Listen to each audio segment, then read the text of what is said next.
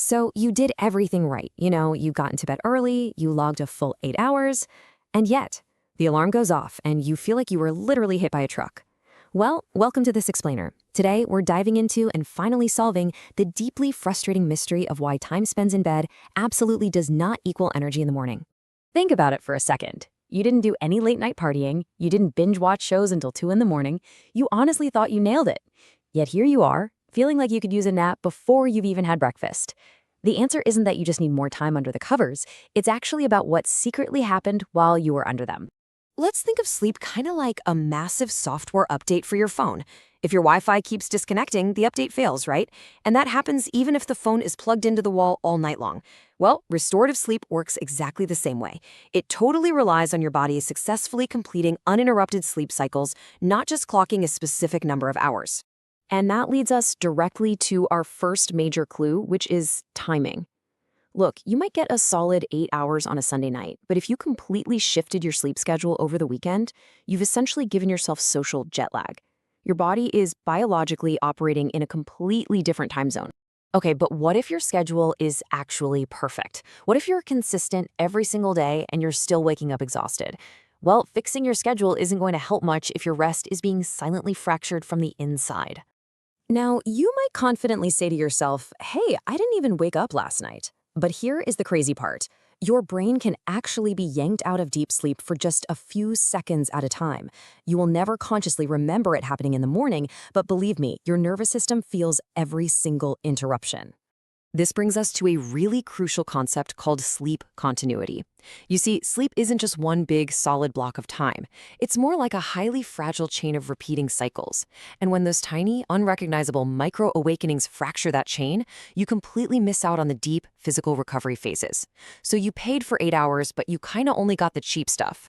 So that begs the question, if you aren't consciously waking yourself up, what exactly is doing the waking up for you? Well, it turns out that tiny, seemingly harmless environmental details are actually massive disruptors. We're talking about a room that's just slightly too warm, maybe a street lamp peeking through your blinds, or even just a phone buzzing on silent right next to your pillow. They might not wake you up fully, sure, but they totally shatter your sleep architecture. Now, we can perfectly optimize your bedroom, make it pitch black and cool, but what if the absolute biggest disruptor is happening hours before you even get under the covers? Just take a look at a typical evening for a lot of us. You grab a late afternoon coffee to push through the end of the workday. Maybe you have a really heavy dinner, a glass of wine, and then you follow that all up with some intense doom scrolling in bed. These habits might seem completely harmless, but they act like chemical and light-based speed bumps, literally preventing your brain from dropping down into restorative sleep.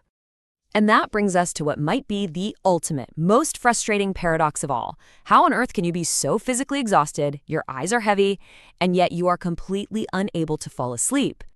It really comes down to an intense battle between two competing forces inside you.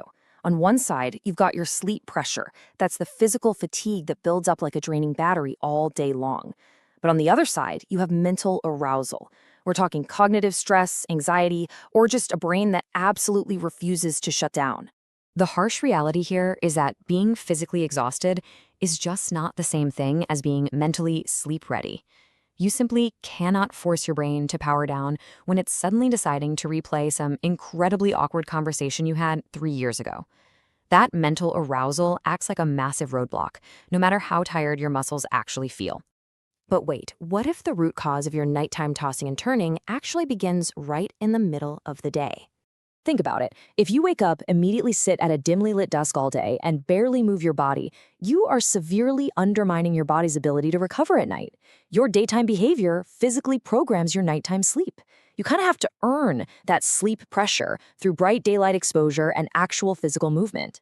Now, up to this point, we've focused heavily on our daily habits, but we really need to ask, when is this persistent tiredness actually more than just a lifestyle problem? If you or your partner notice loud snoring, gasping, breathing pauses, or a level of daytime fatigue that is just drastically interfering with your daily life, it is incredibly important to get that checked out.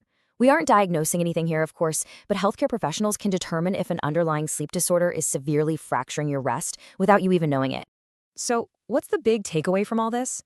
The 8 hours rule is really just an illusion if we aren't looking at the whole picture.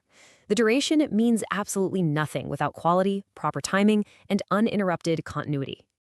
To finally solve your sleep mystery, you really need to build a complete framework. Lock in your circadian rhythm with a totally consistent wake time. Cool and darken your bedroom to protect that fragile sleep continuity.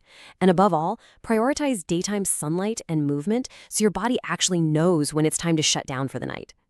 As we wrap up this explainer, I really want you to ask yourself, are you truly prioritizing your rest, or are you just prioritizing your time in bed? Which of these hidden saboteurs is secretly stealing your energy? Let us know, and make sure to subscribe for more explainers that decode the science of your everyday life. Sleep well.